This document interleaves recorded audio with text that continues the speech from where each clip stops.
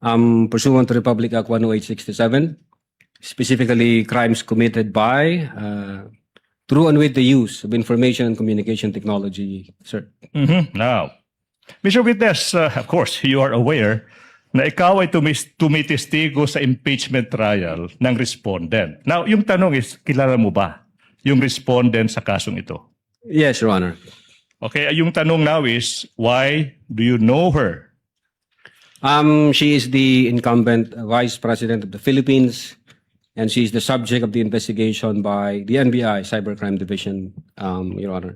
So, nasabi mo, she is the subject of an investigation ng NBI Cybercrime Division. Now, yung tanong, Attorney Lotoc, is kailan ba?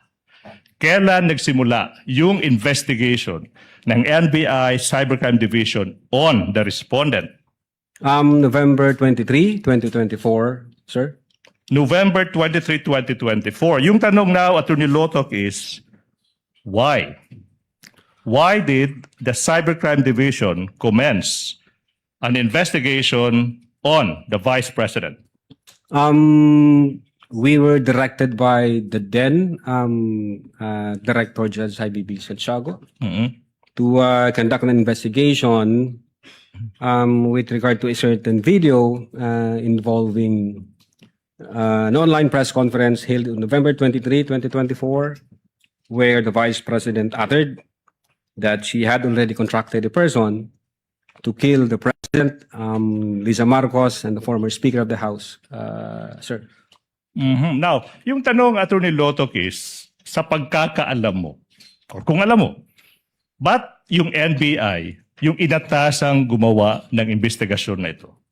Well, under the law, specifically Republic Act 10867, the NBI has primary jurisdiction to undertake investigations on cases, among others, cases involving threats to security and assault against the persons of the highest officials, sir. So, Pursuant to Republic Act 10867, specifically crimes committed by, through and with the use of information and communication technology, sir. now, Mr. Witness, of course, you are aware na ikaw ay tumitestigo sa impeachment trial ng respondent. Now, yung tanong is, kilala mo ba yung respondent sa kasong ito? Yes, Your Honor. Okay, yung tanong now is, why do you know her? She is the incumbent Vice President of the Philippines, and she is the subject of the investigation by the NBI Cybercrime Division, Your Honor. So, nasabi mo, she is the subject of an investigation ng NBI Cybercrime Division. Now, yung tanong, Attorney Lotoc, is kailan ba? Kailan nagsimula yung investigation ng NBI Cybercrime Division on the respondent? November 23, 2024, sir. November 23, 2024. Yung tanong now, Attorney Lotoc, is why? Why did the Cybercrime Division commence an investigation on the Vice President?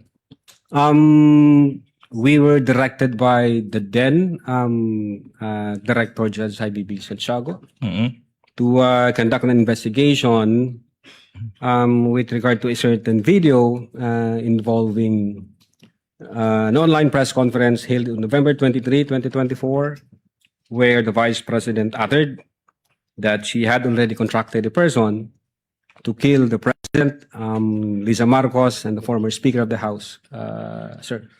Now, yung tanong, Attorney Lotoc, is sa pagkakaalam mo, or kung alam mo, ba't yung NBI yung inatasang gumawa ng investigasyon na ito?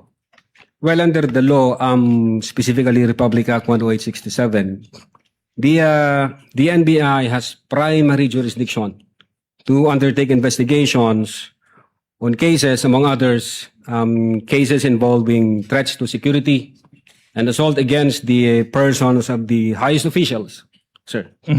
So, Pursuant to Republic Act 10867, specifically crimes committed by, through and with the use of information and communication technology, sir. now, Mr. Witness, of course, you are aware na ikaw ay tumitestigo sa impeachment trial ng respondent. Now, yung tanong is, kilala mo ba yung respondent sa kasong ito? Yes, Your Honor.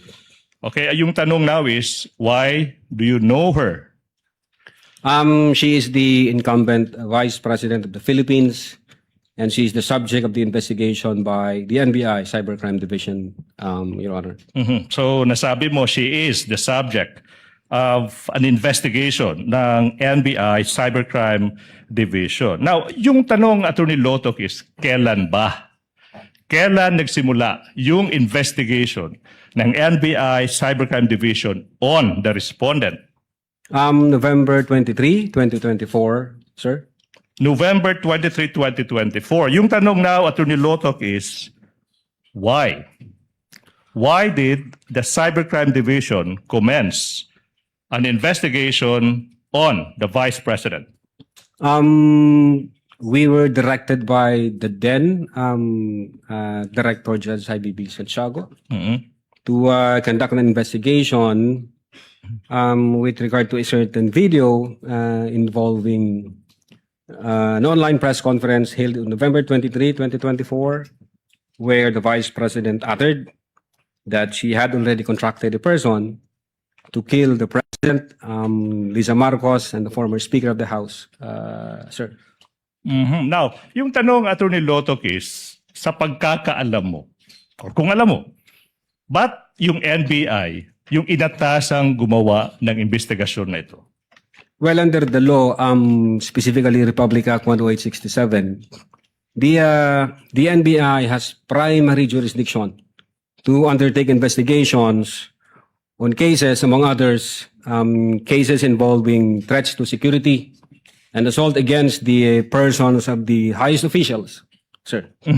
So, Pursuant to Republic Act 10867, specifically crimes committed by, through and with the use of information and communication technology, sir. now, Mr. Witness, of course, you are aware na ikaw ay tumitestigo sa impeachment trial ng respondent. Now, yung tanong is, kilala mo ba yung respondent sa kasong ito? Yes, Your Honor. Okay, yung tanong now is, why do you know her? She is the incumbent Vice President of the Philippines, and she is the subject of the investigation by the NBI Cybercrime Division, Your Honor. So, nasabi mo, she is the subject of an investigation ng NBI Cybercrime Division. Now, yung tanong, Attorney Lotok, is kailan ba? Kailan nagsimula yung investigation ng NBI Cybercrime Division on the respondent? November 23, 2024, sir. November 23, 2024. Yung tanong now, Attorney Lotok, is why? Why did the Cybercrime Division commence an investigation on the Vice President?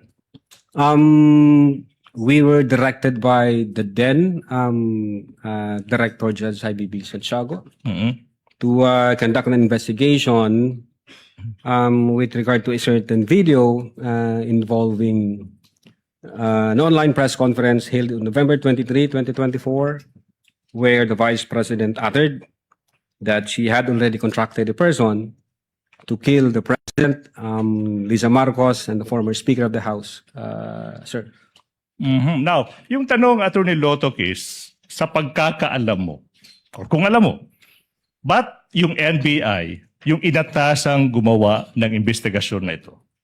Well, under the law, specifically Republic Act 10867, the NBI has primary jurisdiction to undertake investigations on cases, among others, cases involving threats to security and assault against the persons of the highest officials, sir.